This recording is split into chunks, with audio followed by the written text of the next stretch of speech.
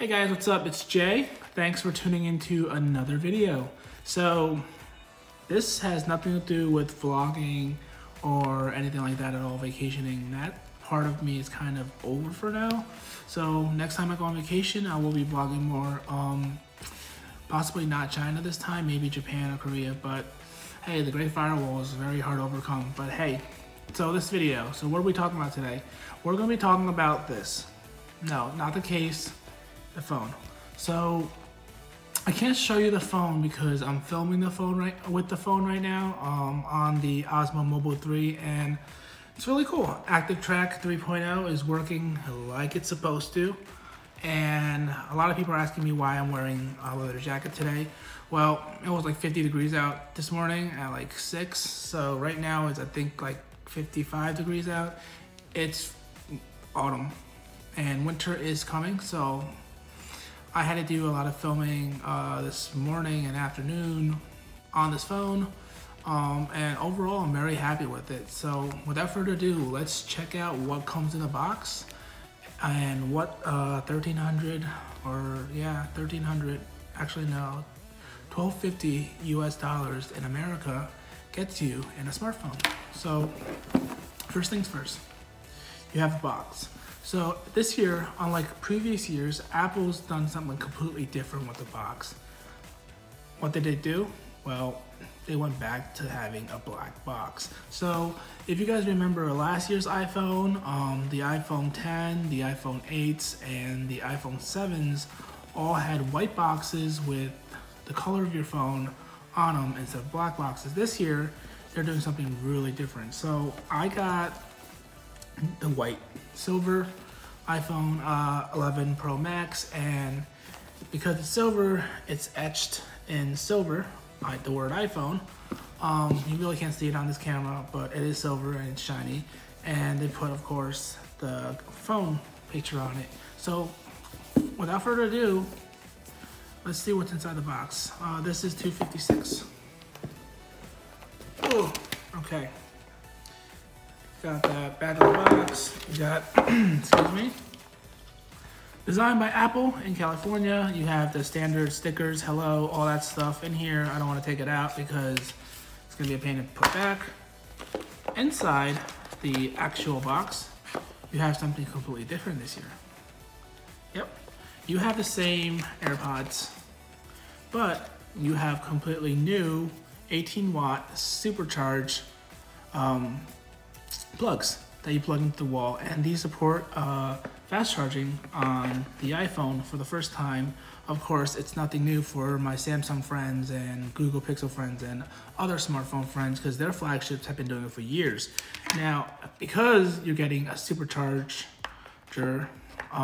they're also including, for this year, for the first time, as you can see, the USB-C to Thunderbolt charger. So you plug the USB-C into the hole right here, and then you plug the Thunderbolt into, of course, your iPhone. And that's all that comes in the box. Now, I do want to make note that for those of us that are buying this phone this year, you will be getting an additional perk. That perk being Apple TV Plus, the subscription-based Netflix competing video service that Apple announced at their press conference this year in September. I think they said it's going to be like $4.99 for people who just want to straight out buy it, and for those of you that don't want to buy it, if you get any Apple product, I believe any new Apple product, so their new iPhone 11, the 11 Pro and the 11 Pro Maxes, as well, I believe, as their MacBook line, iPads, and I think it even extends to their watches. Any of those products, you get 1 year of Apple Video or Apple TV Plus, whatever it's called, for free. So that starts November 1st. So for those of you that are watching this video, we got roughly a month. So stay tuned for that video if I ever make it. But yeah, so Now that you've seen the unboxing or the box and you've seen what the front facing camera can do, let's go over some of the new features in so we all know that design wise it looks identical to last year's iPhone XS Max, and it looks identical to the previous year's iPhone 10. Now, when iPhone 10 was released, they didn't make a plus size for the 10. They only made the plus size for the iPhone XS. Hence, it was called the XS Max instead of the XS Plus. I don't know why they could name it these things. I don't know why this year they decided to call it the 11 Pro Max instead of just the 11 Max. Apple just has a way of doing their naming that I have no idea about. So people who had last year's iPhone, or people who had the 10 from 2 years ago, also had a dilemma whether or not they should upgrade to the XS Max from the 10. Now, for those of you that were upgrading from the 10 to the XS Max, a lot of people did it because they really wanted the extra screen and the bigger resolution and whatnot. So that was one valid reason among others. Of course, the A12 Bionic chip was amazing. It still is amazing. Still beats a lot of competitors and whatnot. But this year, Apple really tries really hard to kind of convince you to upgrade, but also tells you that if you have a XS or a 10 or even a 8, it's up to you if you want to upgrade. So me personally, I upgraded because I love the camera, and that's the selling point of the 11 Pro Max. It's the camera, and of course, it's the new battery life, and of course, the included supercharging 18-watt solution. Now, the last thing I just said, the solution isn't really a solution because you can go out and buy a 30-watt Anker or whatever charger and buy your own USB-C to Thunderbolt cable, and you have supercharging. It comes standard with the 10 and it comes standard with the XS Max. You don't need a 11 Pro to technically jump on that bandwagon. Now, what the 11 Pro does better than the last two phones is, of course, video and photography, as well as, per Apple, 5 more hours of battery life compared to last year's model. Now, I have, of course, the 11 Pro Max to test out. I've had it for a week now, and overall, I'm very happy with it. Now, number one question coworkers, friends ask me is, do I notice a difference? Now, of course, I notice a difference. This phone's got 3 cameras. The XS Max only has 2. Now, from the front, do I notice a difference? Absolutely not. Everything looks the same. Now, they have, Apple has this new OLED screen called a Super Retina XDR, and it supposedly increases the nit brightness to 800, and when you're watching HDR content, it expands to 1200. Now, I watch Netflix in HDR, and technically, I really don't notice a difference. They also said they're using this new like spatial audio, and it's supposed to give you more like Dolby Atmos like surround sound experience as compared to last year's just like triple speaker system. And honestly, I don't notice a difference. The volume, to me personally, I feel like the volume's gotten smaller. Now, I don't know if that's true, but like when you're watching a video or when you're playing music, when you're taking a shower or whatever, things that I do, yeah, it just doesn't seem as loud. So that's another take. Other than that, everything feels the same, aside from, of course, the camera.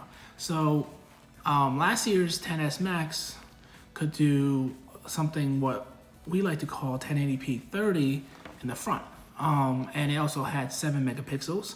This year, they're like, hey guys, we know a lot of you vlog, we know a lot of you love taking selfies, so we're gonna include a 4K 60 frames per second camera in the front, and we're gonna increase the pixels from 7 to 12. So you have the same 12 megapixel camera in terms of pixels in the front as the back, but it just doesn't feel as nice as the back. So I don't know if it's because it's the aperture or the lens, but as you can see right now, the HDR doesn't work when it's focusing on my face. But let's say I turn off auto tracking,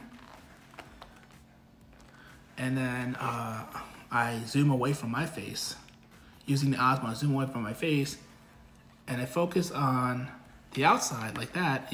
You have to point to the area of focus, and you get back that some HDR, but not a lot. So that's the front-facing camera. So right now it's trying to find my face again.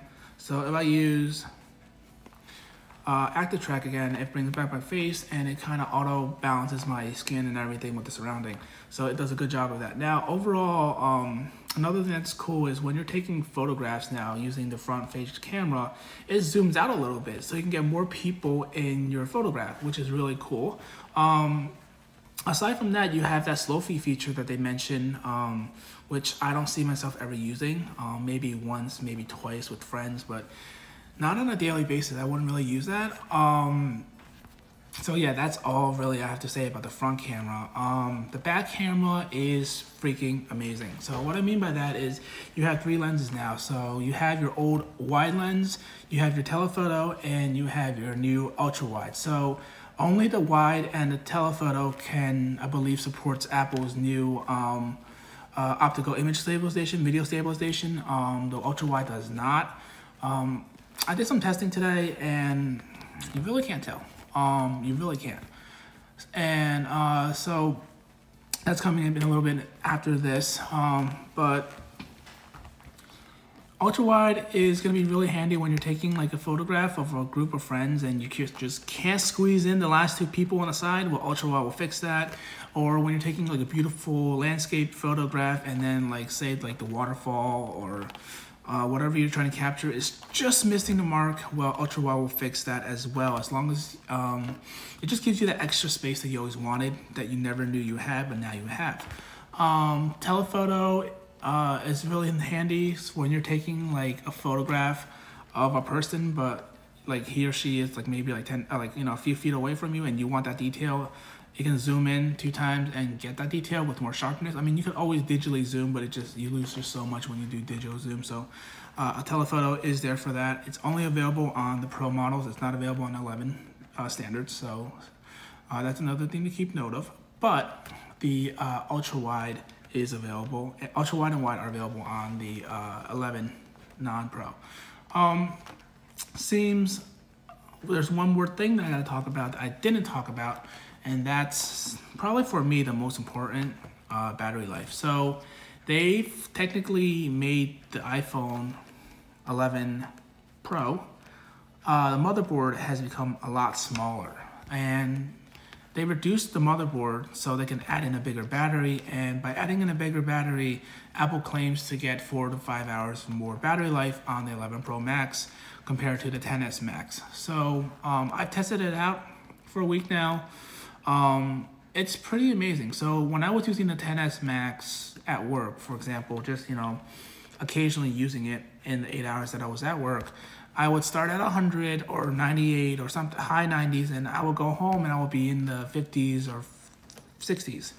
Now with the 10s Max, with the 11 Pro, when I go home from work using it for the same amount of tasks and the same amount of time, I noticed that I'm still in like the 70s, like 75%. Like I've only used a quarter, so there's definitely a difference. I haven't really done any like long-term like tests of, for example, playing games or watching videos continuously and see how it drains the battery on there. So I haven't done that yet, but from the little bit of like, YouTubing and Facebooking and Snapchatting, Instagramming, whatever, people use their phones for nowadays, I only drained 25%.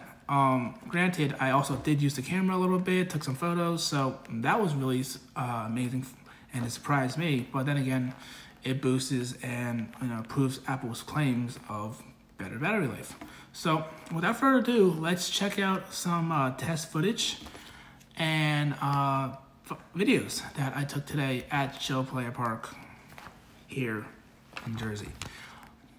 So the two tests that I'm doing in this video is gonna be, you're gonna have some, it's a camera test.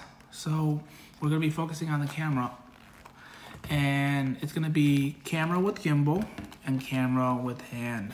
So when the camera is with the gimbal, it's supposed to be super freaking smooth, no jittery footage, everything's supposed to be perfect. Now, Apple's claiming really the best stabilization for video on a smartphone ever.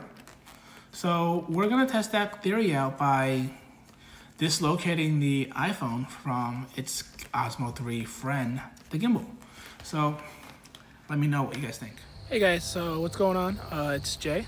Welcome to this video. So in this video, we're gonna be testing out the iPhone 11 Pro Max and its video capabilities. So let's get started.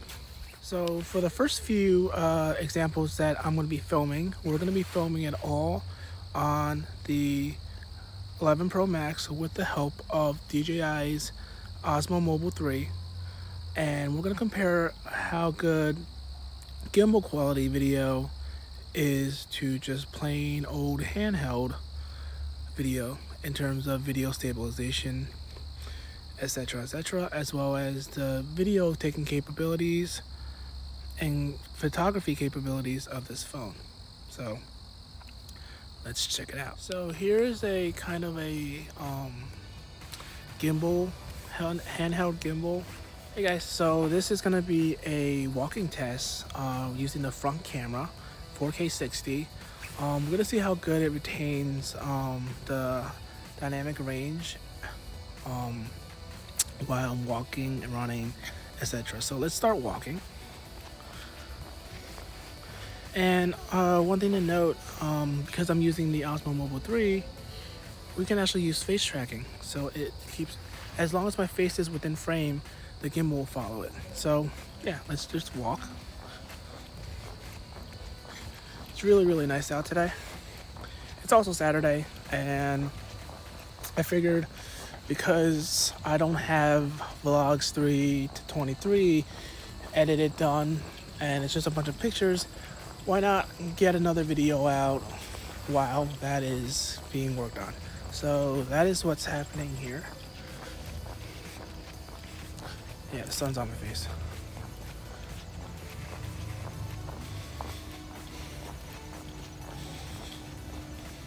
So now,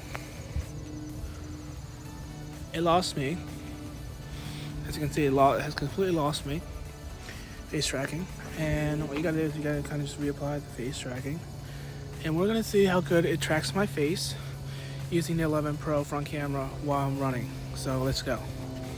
Maybe you should change, yeah, I'm gonna change orientation so you get more, you get to see more of me and everything. So the HDR does work, it's just not that great. So if you ask me why these are like turning into sunglasses, it's because I upgraded to the sunglasses perk on these lenses, and for me it doesn't matter when I'm taking photos. It's pretty bad. So yeah, let's go.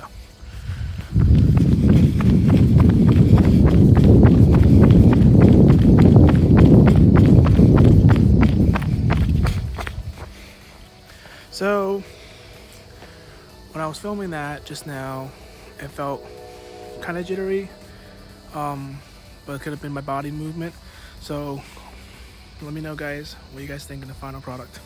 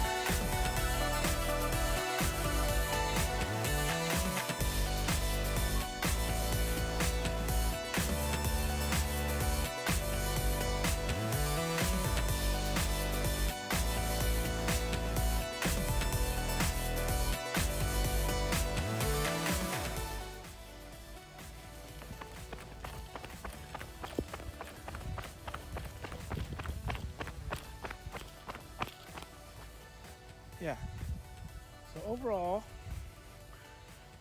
smooth. Very, very, very smooth. So last part of the test is gonna be, of course, without the gimbal. So let's see how that goes.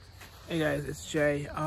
Holding the camera, the iPhone 11 Pro Max right now, no gimbal, front facing camera, 4K 60, and so far it looks very smooth. My body is of course moving with the ground, so if there's any jiffy motion or movement in the camera, let me know.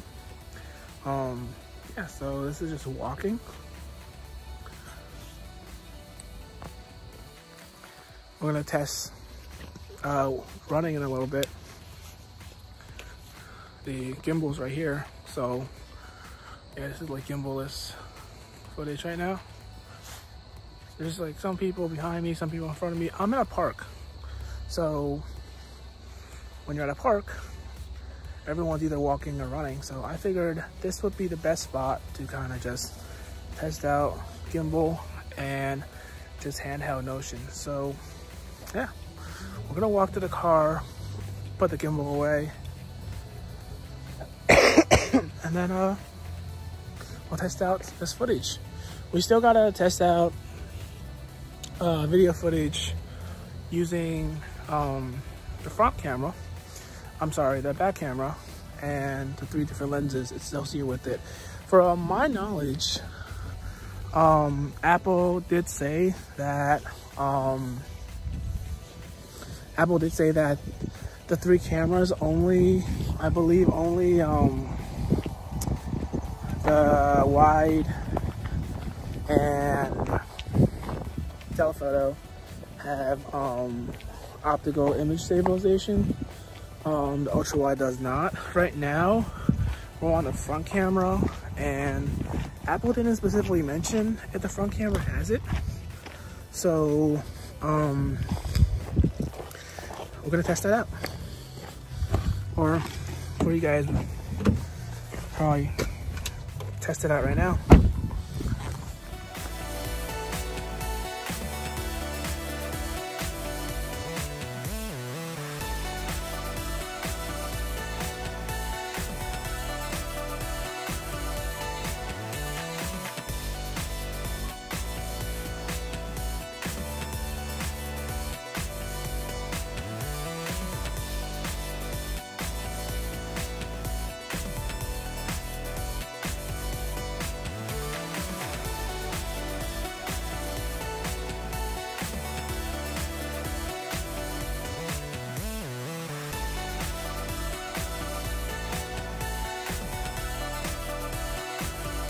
Alright guys, so we're on the ultra wide now. As you can see, everything is ultra wide, and Apple says there is no optical image stabilization, so let's take it out.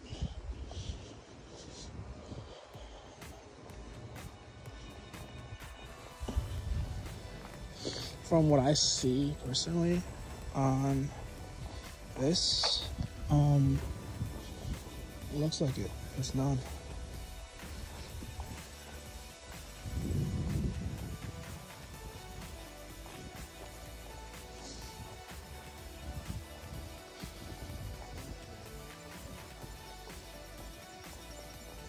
Yeah guys, doesn't look like there's any OIS. So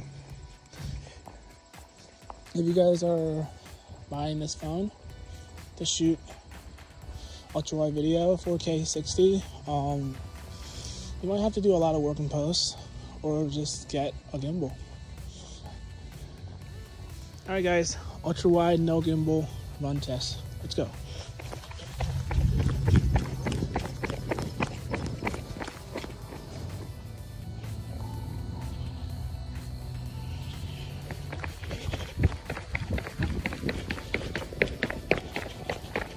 Hey guys, so hope you guys enjoy the video part. Here's some photography from the camera. So we got the telephoto, ultra wide, and regular standard wide, as well as some portrait shots and other additional images that you might like taken at Joe Play Park. Enjoy. that's it for this video. It's kind of long, I apologize. So what do you guys think about the iPhone 11 Pro's camera capabilities in terms of video and photography? Let me know, and hope you guys enjoyed it as much as I did, kind of rushing making this episode, and I'll see you guys in the next one. Thanks for tuning in.